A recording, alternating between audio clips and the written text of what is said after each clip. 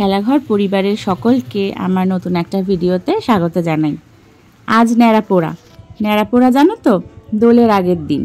ছোটোবেলা থেকেই ন্যাড়াপোড়ার দিনটায় খুব আনন্দ হতো। সন্ধেবেলায় পড়াশোনা বাদ দিয়ে চলে যেতাম মাঠে ন্যাড়াপোড়া দেখতে। অনেক বড় করে উঁচু করে ন্যাড়াপোড়া হতো। এখন আর সেরকম অতটা হয় না। এখন যাচ্ছি একটু ডাক্তার দেখাতে। আমার তো কদিন ধরেই গলাটার অবস্থা খুব খারাপ, ঠান্ডা লেগে, তো ওই জন্য একটু ডাক্তার দেখাতে যাচ্ছি। রাস্তাতেই রয়েছি, আসার পথে চোখে পড়লো কয়েকটি ছেলে ওই একটু নারকেল পাতা, সুপুরি পাতা শুকনো হয়ে যায় না, ওগুলোকে টেনে টেনে নিয়ে যাচ্ছে ন্যাড়াপোড়ার জন্য। তাই একটু ভিডিও করলাম, সেটা দেখে একটু ছোটোবেলার কথা মনে পড়ে গেল। যাই হোক, তো আমরা এখন চলেও এসেছি এখানে। আমাদের সোদপুরের যে অ্যাপোলো আছে সেখানে সন্ধ্যে 6টার সময় অ্যাপয়েন্টমেন্ট নেওয়া আছে। চলো তাহলে ডাক্তারটা একটু দেখিয়ে নিই। ডাক্তার দেখানো হয়ে গেছে আর প্রচণ্ড খিদে পেয়েছে, তাই চলে এসেছি একটুখানি চপ আর সিঙ্গারা নিতে। খুব ঘরোয়া পরিষ্কারভাবে এখানে হচ্ছে দেখলাম। চলো নিয়ে বাড়ি যাই।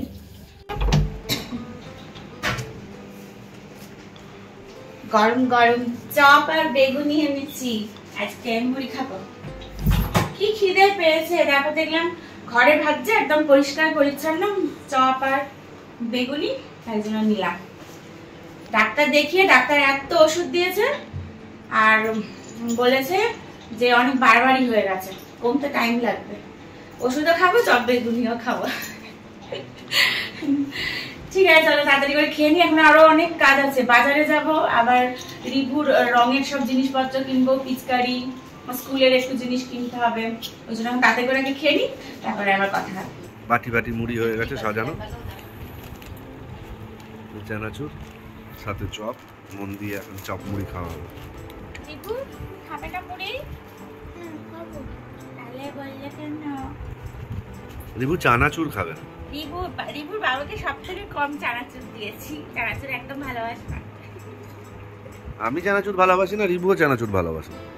রিভু, আমি আর তুই চানাচুর ভালোবাসি না তো? এই দেখ,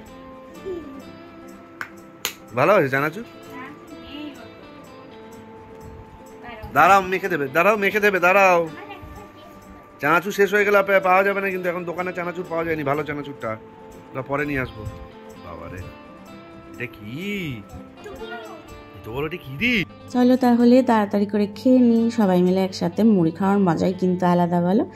আমি তো মুড়ি খেতে এত ভালোবাসি যে কখনো কখনো সকালবেলা ব্রেকফাস্টে আলু চচ্চড়ি দিয়ে মুড়ি খাই। তোমরাও কি এরম খাও না কি? ভালো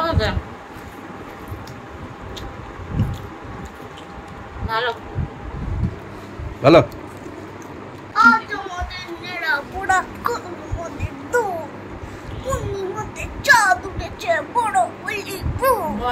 বলো হরি বল, বড় হরি বল নয়, বলো হরি বল।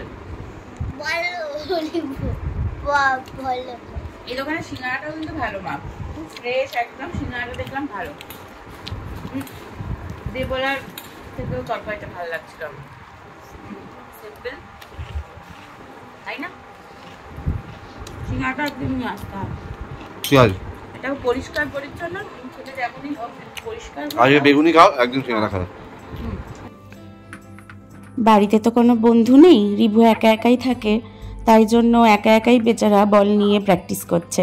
ক্রিকেটটা তো মাঠে গিয়ে প্র্যাকটিস করে, কিন্তু সেটা তো 2 দিন, রোজ দিন তো আর যেতে পারে না, তো বাড়িতে এইভাবেই প্র্যাকটিস করে। আর বাবা থাকলে বাবার সাথে খেলে, তখন ওর বাবা বল করে। আমার মা যদিও অনেক বল করে, ও সমানে ব্যাট করবে, মাম্মা আমি একটু বল করো তো, আমার মা বসে বসে সমানে বল করবে আর ও ব্যাট করে। আজকে দেখি নিজে নিজেই ব্যাটিংটা প্র্যাকটিস করছে। মাকে বলেছে মাম্মা আমি একটু ভিডিও করো তো আমার খেলার, তো আমি আসার পরে আমাকে দেখালো, তোমাদের সাথে তাই একটু শেয়ার করলাম।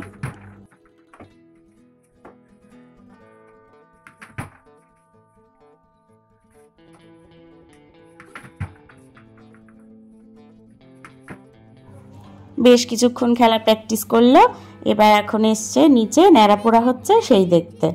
আর আমরাও সবাই এসছি। এখন আমি আর ওর বাবা বেরিয়ে যাব, একটু সোদপুর যাব, আর তারপর রিভু ওর মামামের সঙ্গে দেখবে ন্যাড়াপোড়াটা।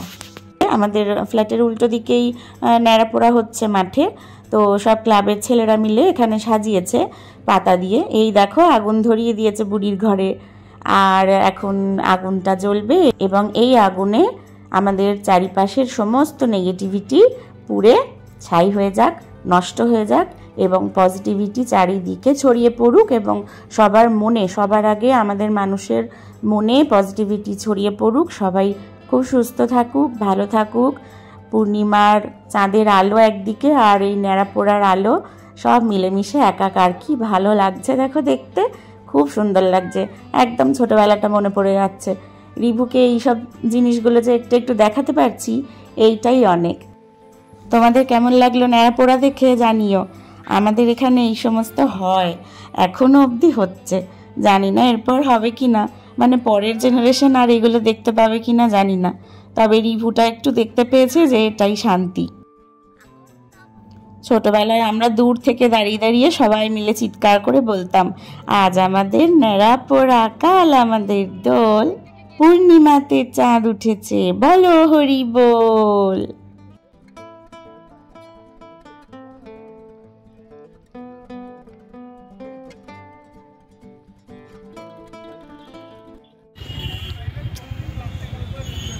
উফ, আমাদের সোদপুরটাতে না আজকাল এত ভিড় হয়, রাস্তায় বেরোনোর উপায় নেই, এত গাড়ি ঘোড়া, এত জ্যাম, সব সময় জ্যাম। শনি রবিবার তো একদমই যাওয়া যায় না, আর যেহেতু কালকে দোল, আজকে একদম প্রচণ্ড ভিড়। এসছি একটু সবজির বাজারে, একটু সবজির বাজার টুকটাক করব, আর নেব একটু মাছ। কাল সকালবেলা মাছ নিয়ে ওর বাবার যেতে যেতে আমাদের ওদিকে অনেক বেলা হয়ে যায় রান্না করতে, তাই জন্য আজকের থেকে যদি জিনিসটা নেওয়া থাকে একবারে ধুয়ে টুয়ে রেডি করে রাখা যাবে, সকালে উঠে শুধু রান্না হয়ে যাবে। এখানে নিয়েছি একটু লাল শাক আর নিম পাতা, আর একটু ক্যাপসিকাম, ঢ্যাঁড়স, পটল এইসব নিলাম। আর এবার যাচ্ছি হচ্ছে মাছের বাজারে ঢুকি, ওর বাবা ভিতরেই আছে, চলো দেখি কি মাছ নিচ্ছে।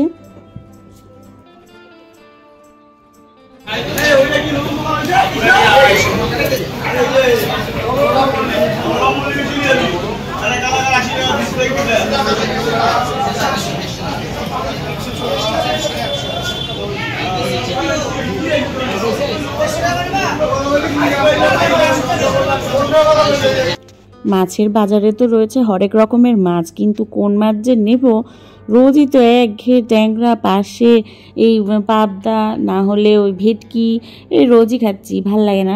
চিংড়ি তো আমার মানে অরুচি লেগে গেছে, আর এই বাবার ছেলের জন্য রোজ দিন চিংড়ি বাড়িতে। তো এখানে দেখুন একটা ইলিশ মাছ দর করছে, দেখা যাক ইলিশটা কেমন। আমি তো অত মাছ বুঝি না, সত্যি বলতে আমি একদম মাছ চিনি না। তো ওই মাছ নিতে এসছি, এবার ও চেনে না সেরকম করে ইলিশ মাছটা, অন্যান্য মাছ তো নিয়ে যাওয়া হয়, বোঝা যায় মোটামুটি, ওগুলো আমিও চিনি, ও চেনে, কিন্তু ইলিশ মাছটাতে অনেকবার ঠকেছে বেচারা, তাই ইলিশ মাছটা কিনতে খুব ভয়ই পাচ্ছে। কিন্তু মা না ইলিশ মাছ খেতে খুব ভালোবাসে, মা তো এখানে রয়েছে, এই সূত্রেই আমাদের একটু ইলিশ মাছ খাওয়া হয়, না হলে ইলিশ মাছ আমরা মোটে কিনি না, কারণ আমি ওর বাবা দুজনেই ইলিশ মাছ অত পছন্দ করি না কাটার জন্য। আর রিভুটা একটু ভালোবাসে, কিন্তু নিজের হাতে খেতে পারে না, সেই আমাকেই খাইয়ে দিতে হয়। তো যাই হোক, এখন ওর বাড়িতে যেহেতু মা রয়েছে, তাই জন্য ইলিশ মাছটা তাও খাওয়া হবে সবাই মিলে রান্না করে। আর এই সব মাছ একটুখানি সবাই মিলে খেতেই ভালো লাগে, একা একা ভাল লাগে না। প্রত্যেকবার ওই কী হয়, ওই বাড়িতে ইলিশ মাছ হলে অরিত্রিদি রান্না করে বা মা রান্না করে, দাদা এসে দিয়ে যায়। কিন্তু এইবারে আমরা যখন বাজারে এসছি একটা দিনের দিন, অন্যবার দোলের দিন মাংস রান্না হয় বাড়িতে, কিন্তু এবারে কেমন যেন ভাল লাগছে না আর মাংস খেতে, তাই জন্যই মাছটা নিলাম। দেখা যাক মাছটা তো কেমন হবে বুঝতে পারছি না, নিয়ে তো নিয়েছি, ওরা বলছে ভালো হবে, কি জানি কি হবে। কাটছে দেখে তো খারাপ লাগছে না, দেখা যাক কি হয়। চলো নিয়ে তো নিই, তারপর কালকে রান্নার সময় বোঝা যাবে যে কেমন হলো।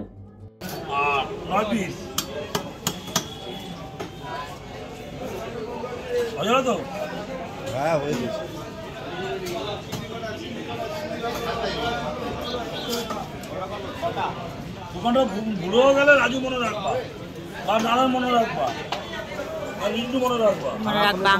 আমি তো বলে দিলাম, মনে ভুলেও গেলে রিন্টু দোকানে দিয়েছি। কি বানিয়েছিস সেটা?